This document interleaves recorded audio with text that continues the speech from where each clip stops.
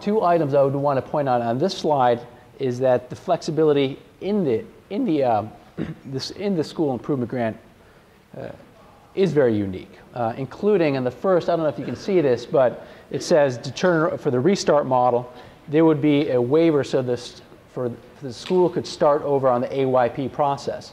So if it were to choose a restart model, you get the waiver on the AYP process. That means you don't have to provide choice in SES. You're off the hook for that if you do the restart model.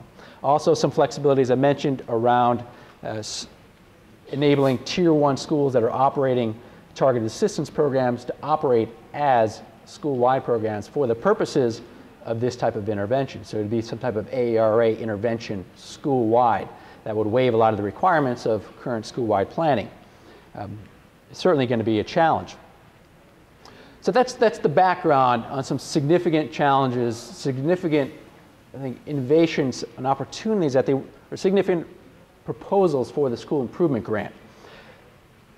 It's certainly going to be complex. It's certainly going to be technical. And I think it's important to recognize how this program illustrates the interconnection of all the programs of the Recovery Act and also what's going to happen with ESEA reauthorization, because I think it has to be understood in terms of the broad policy priorities. Now, I think you have this slide as well. Proposed SIG redesign, yes? All right, so that's, I don't know the number because I have slide 74 listed here, but from here we can follow along with me. So all this has to be understood in light of the broad policy priorities. Since the signing of the law, as we've described, this has been a quid pro quo. In exchange for the $100 billion investment in education, it's going to gravitate all of its programs around these 4 core education reforms. Not just AERA programs, but anything that the AERA touches, which is basically everything, should be revolving around teacher effectiveness, distribution of effective teachers and principals, improving collection and use of data, improving the quality of standards assessments, and school turnaround. And the success of the 4 initiatives relies on the interconnection, the relationship between all the programs, because all of this is incremental, all of this is progressive, and when you work on one, you work on the other. And the school improvement grant is the latest piece of this progression, and it really fleshes out kind of the end result, what has to be done, the final end game for school turnaround. And that's why it's so critical. It's critical really because it anchors everything that's being done in the State Fiscal Stabilization Fund. It anchors everything that's going to be done for competition in the Race to the Top and all other ARA programs. So let's quickly, on the slide, walking through the relationship of the turnaround to the State Fiscal Stabilization. And here with the State Fiscal Stabilization, you know in order to get the additional funding, you have to provide information or plan to provide information by 2011 regarding the number of schools in improvement, corrective action, restructuring, the number and identity of schools in the lowest achieving 5% that have been turned around, closed, or consolidated. So kind of an update of what you have and what you've done. And the number of schools in the lowest achieving 5% that are secondary schools. So already you can see that this focus on the bottom 5% is evident in the State Fiscal Stabilization Fund. And then you get to the Race to the Top program. This builds upon what you've done on the State Fiscal Stabilization, because the state reform plan has to identify the lowest achieving 5% or the lowest 5 achieving schools, whichever is larger. And with these schools, now we build on it. You have to select from a list of proposed available interventions, which is new leadership, converting the school to charter schools, or closing the school, or implementing a school transformational model. Again, it builds, and that you can see in the Race to the Top selection criteria. And then the school improvement grant, the latest piece that builds on that, fleshes out what the planning for state fiscal stabilization required, what do the Race to the Top criteria requires in providing this information, and now in its full detail we see the school improvement grant and what would be required to turn around schools. And I argue that this is probably the most significant component of it, particularly for the ARA, for 2 reasons. First, again, it's incremental relationship to all other programs.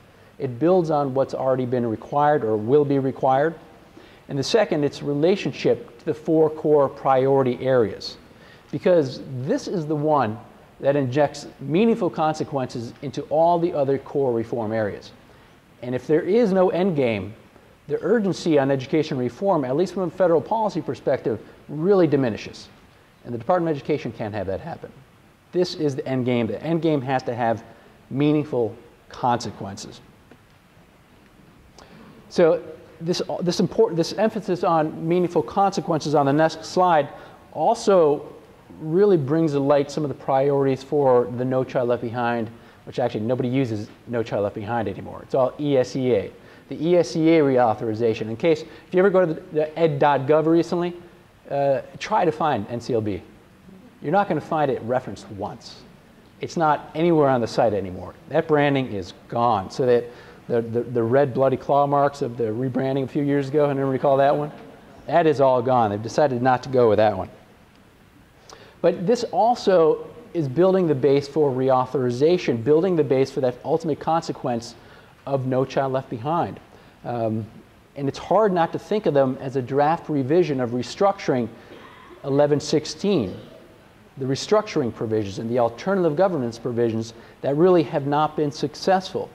It's key to No Child Left Behind and ESEA because it really, those provisions haven't worked well. And I don't think you have this slide here, but what this does is it provides, this is a report by the Center for Education Policy that looks at, for alternative governance, you have a variety of options that have to be done. One is reopening as a charter school, replacing the staff, working with a private management organization, turning the school over to the SEA. I'm sure the SEA would love to do that, or any other restructuring. And lo and behold, almost everyone chose other. I mean, everyone is choosing other. Of the states that they studied, California, Georgia, Maryland, Michigan, and Ohio, that other option is the final consequence. And this is a problem for ESEA, and this is a problem for the ARRA. And in fact, this is also a problem for Congress, who's looking for return on investment on their dollars if there really is no meaningful end game for any of these programs. And again, the department can't have that go unaddressed. And even the CEE report, Center on Education Policy, they looked at, even if you didn't use all the others, among all the various options, what are the academic outcomes of using different choices? And it was a wash. There's really no significant difference from one or the other. So something has to be done about the end game. And simply put, this section of No Child Left Behind has not been an effective policy. And so given the numbers of ineffectiveness and given where we are, and I don't know if you have this slide either, but it makes the point that 2013, 100% proficiency, you know, like Chinese expectation that we can balance the debt in a short period of time is right around the corner, and something has to be done quickly. What this says is that currently there are 13,000 schools in some form of improvement across the U.S., 5,000 are in some form of restructuring, and 3,000 are in some form of alternative governance implementation. Secretary Duncan has made it very clear that his priority is to focus